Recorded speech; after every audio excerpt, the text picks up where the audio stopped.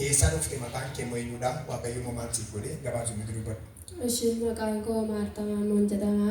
Gadi irraa dhufe immoo naangoo dambaliidhaan mana jalan jiraadha.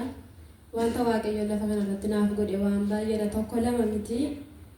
Gaafa mucaan kun garaatti naafee kaasee baay'ee malloo lama kan tokko yoo nagaa argadhe kan tokko immoo nagaa hin qabu. Isaan booda mana yaalaatti isinuma deddeebi'a. Gaafa mucaan kun ji'a torba ta'ee dhuni hospitaalaan dhufeeni. Gaafa dhufee qabaadhaan dhufe miilli koo kuni lafas naan ejjetu dudda kanaanis danda'een taa'u. Mucaan kun daqiiqaa muraasa tafe narraa bahuudhaa fi abbaa manaa kootti muufi nannaasa isaa humaan ittiin wadhee mancalli wadheen duukaa deema. Gaafa hospitaalaa ba'ee dhufu obboleessi koo raawwateera mucaa tokkoof qofaatti hambisee kadhachaa haraa namnis hin jiru. Dhufee manfiilda fiichisaa kana dhaabadheen naanii maalli obboleetti naan jennaanii na dhukkubaan jedhani.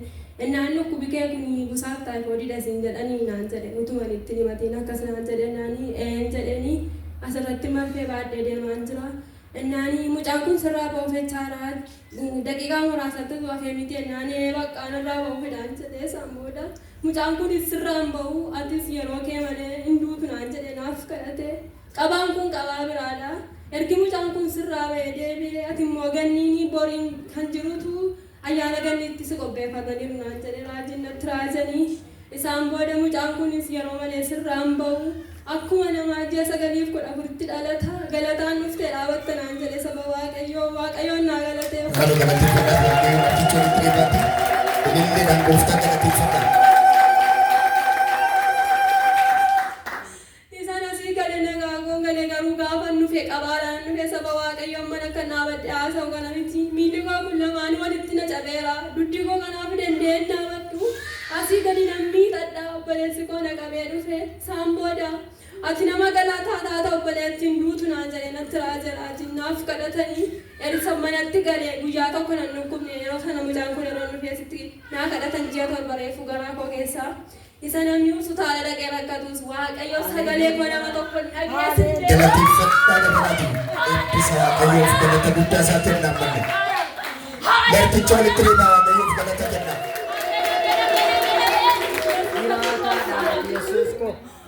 Hospitaala dhaqee rakkanne obboleessa koo obbolaa koo waaqayyo mana kootti nagaa lenne. Yesuus koo gooftaa tokko malee.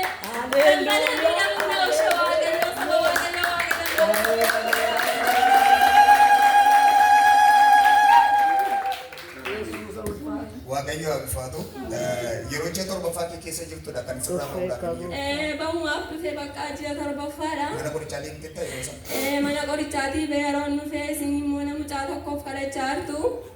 Isaan booda maal taate obboleettii konaan jettanii naannoo dhukkubaan jedhanii utuu kan isinitti himatanii busaaf taayifoodiidha siin jedhanii marfee sii qaxxaranii leettanii naan jedhan innoo lakki kana miti hafuuricha hafuura biraadha. Afuurri kun sirraa cabeeraati galataan dhuftee dhaabattanaan jettanii waaqayyoon naaf galattan. Mana qorichaatii garuu yeroo sana mucaan kun sirraa bahuuf jedhaa siin jedhan. Akkasinaan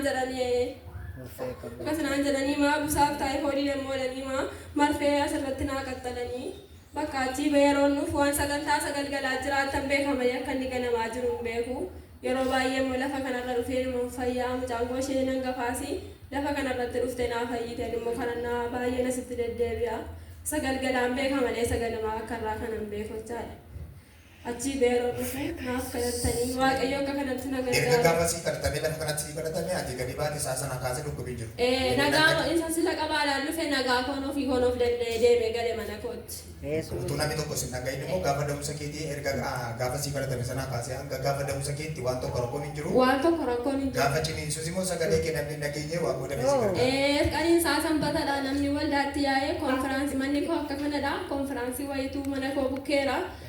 Tokko malee waaqayyo na gargaaree kanatti Yesuus kaasuu guutuu na baachise waaqayyo irra deebi'aa naa galateeffadha.